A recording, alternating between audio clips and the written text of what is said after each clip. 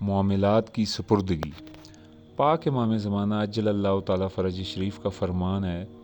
بس تم سب اللہ کا تقوی اختیار کرو اور ہمارے سامنے تسلیم رہو، خود کو ہمارے سپرد کر دو، ہماری ہر بات کو مان لو اور تمام امور اور معاملات کو ہمارے سپرد کر دو۔ بس یہ ہمارا کام ہے کہ ہم تمہیں ہدایت کے چشمے سے سیراب کریں، تمہیں بھٹکنے سے بچائیں۔ احکام جاری کرنا ہمارا کام ہے، تمہیں ہدایت کے سرچشمے پر لے جانا بھی ہمارا کام ہے، وہاں سے سیراب کر کے نکالنا بھی ہمارا کام ہے۔ اور تم اس بات کو کھولنے کی ہرگز کوشش نہ کرو جسے تم سے چھپا لیا گیا ہے، یعنی جس بات کو تم سے مخفی رکھا گیا ہے اسے کھولنے کی کوشش مت کرو۔ ایک اور فرمان ہے ائمہ پاک علیہ الصلوۃ والسلام کا کہ حجت وہ ہے جو خلق سے قبل ہو، خلق کے ساتھ ہو اور خلق کے بعد رہے۔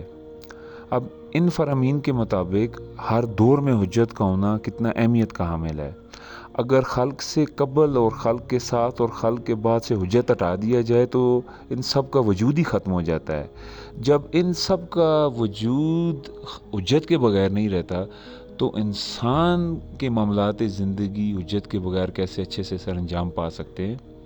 ہم نے تو اپنی زندگی کو اپنی مرضی سے گزارا، اپنے معاملات کو اپنی مرضی سے ڈیل کیا، اپنی مرضی سے چلایا، تو آج تک گھاٹے کا سودا کیا، نقصان اٹھایا ہم نے۔ حالانکہ پاک امام زمانہ عجل اللہ تعالیٰ فرج شریف فرما رہے ہیں کہ اپنے معاملات ہمارے سپرد کر دو، اپنے آپ کو ہمارے سپرد کر دو، ہم تمہیں خود چلائیں گے، ہم تمہیں بھٹک نہیں دیں گے، ہم تمہارے جو ہدایت کے امور ہیں ان میں تمہیں ہدایت کے سرچشمے سے نوازیں گے۔ تو اگر ہم نے اپنے پاک امام زمانہ کی بات مان لی ہوتی تو آج ہمیں نعمت عظمیٰ کا قرب حاصل ہوتا اور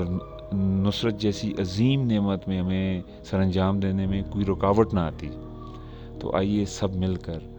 اسی لمحے سے اپنے پاک امام زمانہ عجل اللہ فرج شریف کی پاک بارگاہ میں اپنے آپ کو مالک کے حوالے کرتے ہیں، اپنے معاملات کو مالک کے حوالے کرتے ہیں، اپنی مرضیوں کو مالک کے حوالے کرتے ہیں، اور جب ہم پوری مخلصی کے ساتھ یہ سب